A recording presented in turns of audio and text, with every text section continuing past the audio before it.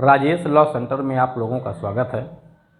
आज हम लोग चर्चा करेंगे दंड प्रक्रिया संहिता की धारा 299 एवं भारतीय साक्ष्य अधिनियम की धारा 33 में संबंध। बहुत सीरियस होकर आप लोग समझिएगा। 299 एवं धारा 33 में क्या रिलेशन है, कैसे दोनों धाराएं एक दूसरे के पूरक हैं, मैं एक एक करके आपको समझाऊंगा इसे। 299 एवं 33। 299 से पहले हम एक सेक्शन आपको बताएंगे, सेक्शन 73। केवल 73 नहीं, 273।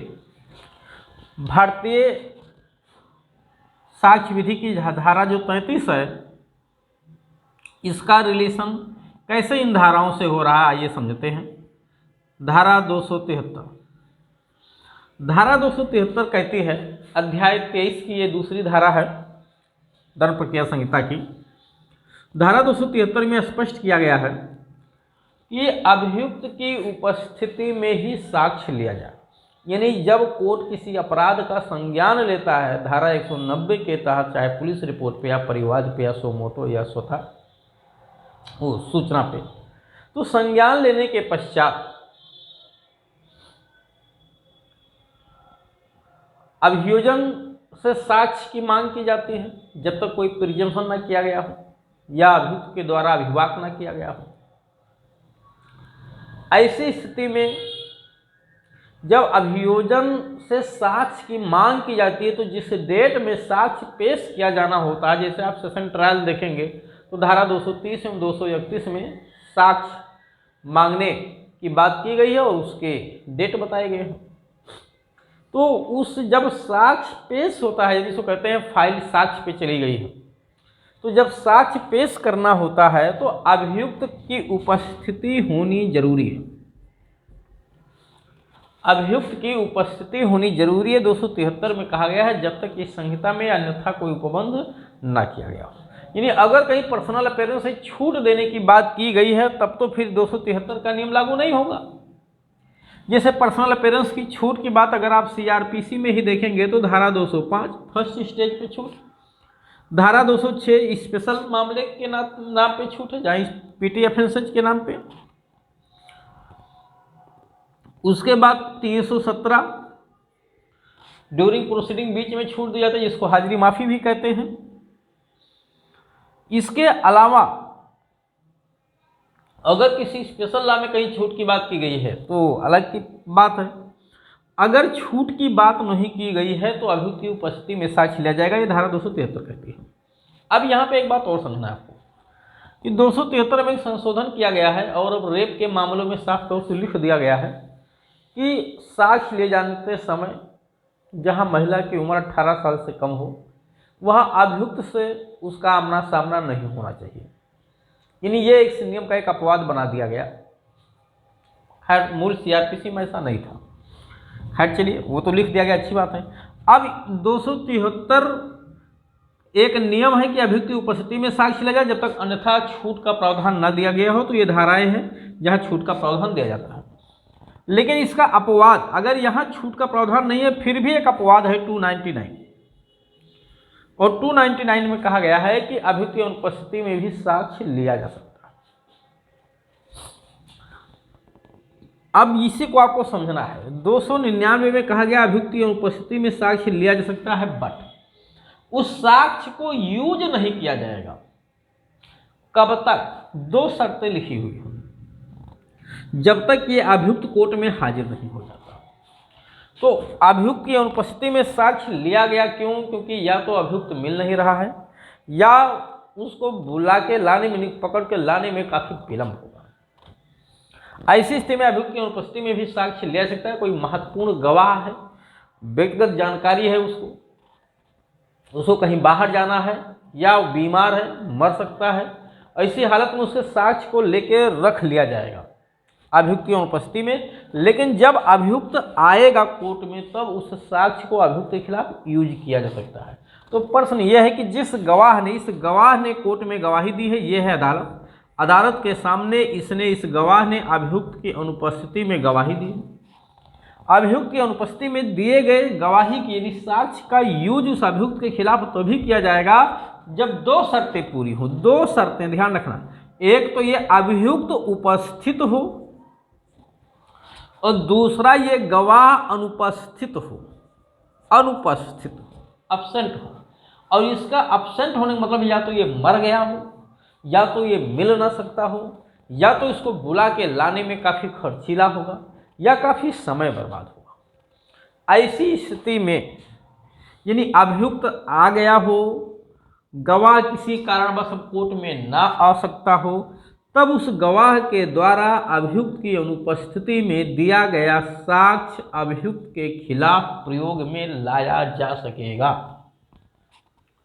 ये तो है सेक्शन 299।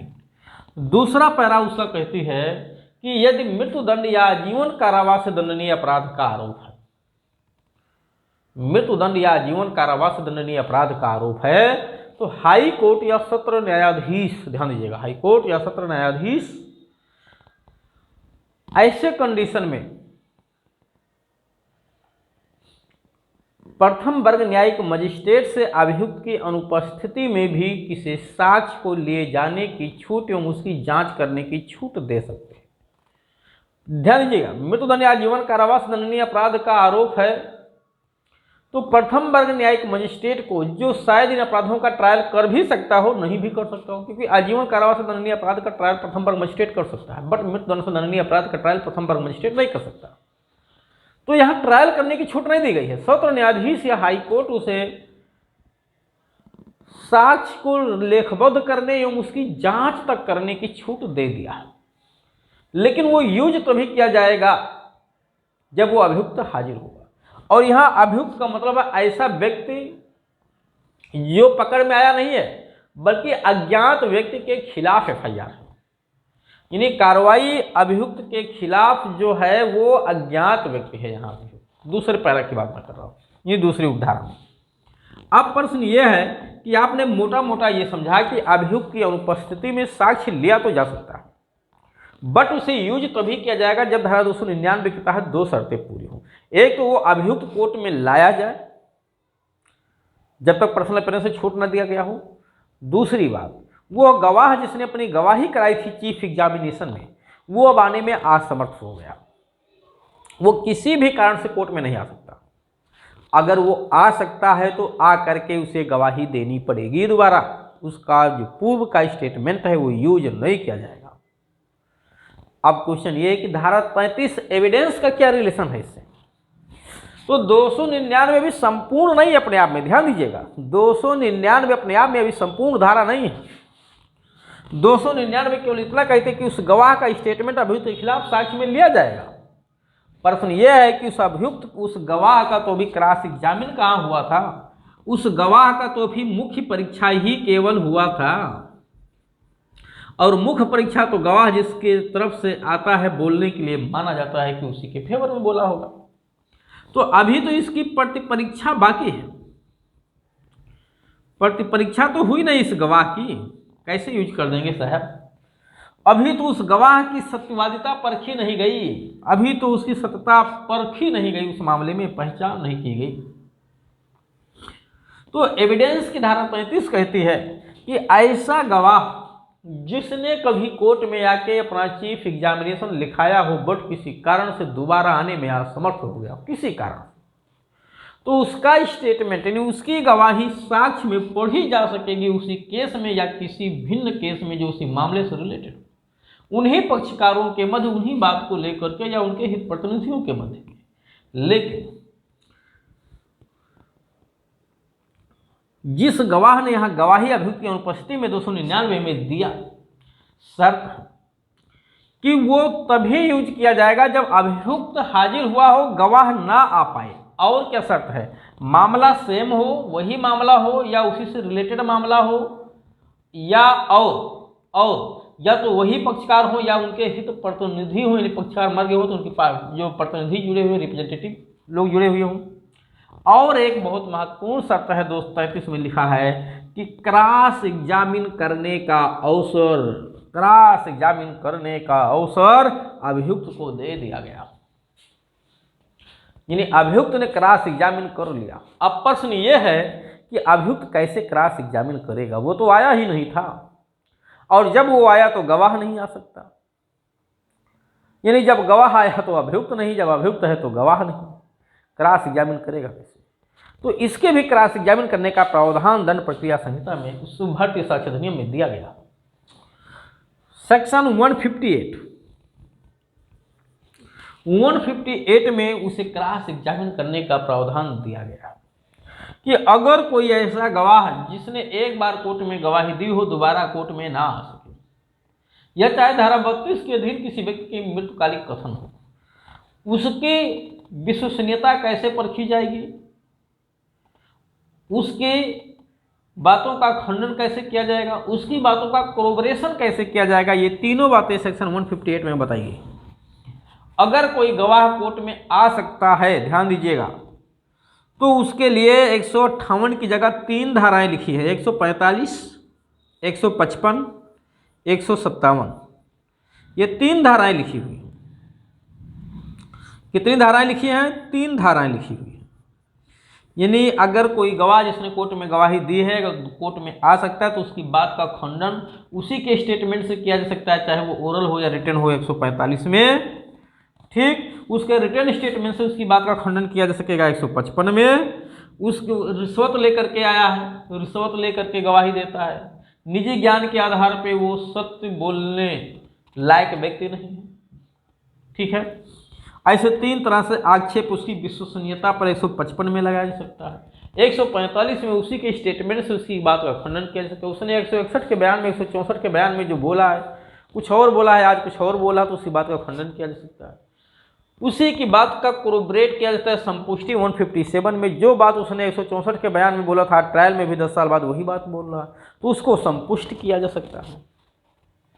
लेकिन ये तब जब कोई गवाह कोर्ट में आ सके जिसने गवाही दी है। अगर वो नहीं आ सकता तो तीनों ही बातें 158 में कराई जाती है। कहाँ कराई जाती है? 158 में कराई जाती है।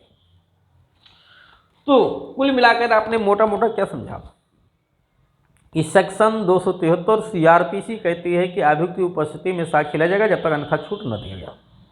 लेकिन 299 इसका अपवाद है, वो कहती है अभियुक्त की अनुपस्थिति में भी साक्ष्य लिया जा सकता है, बट यूज तब किया जाएगा जब अभियुक्त हाजिर हो और गवाह ना आ सके जिसने गवाही दी है। लेकिन 233 कहती है साक्ष्य विधि की कि उस गवाह का जिसने स्टेटमेंट दिया है, जब उस पर क्रॉस एग्जामिन कर लिया गया हो या क्रॉस एग्जामिन करने का अवसर एडवर्स पार्टी को यानी अभियुक्त को दे दिया गया हो, तभी यूज किया जाएगा, अन्यथा नहीं किया जाएगा।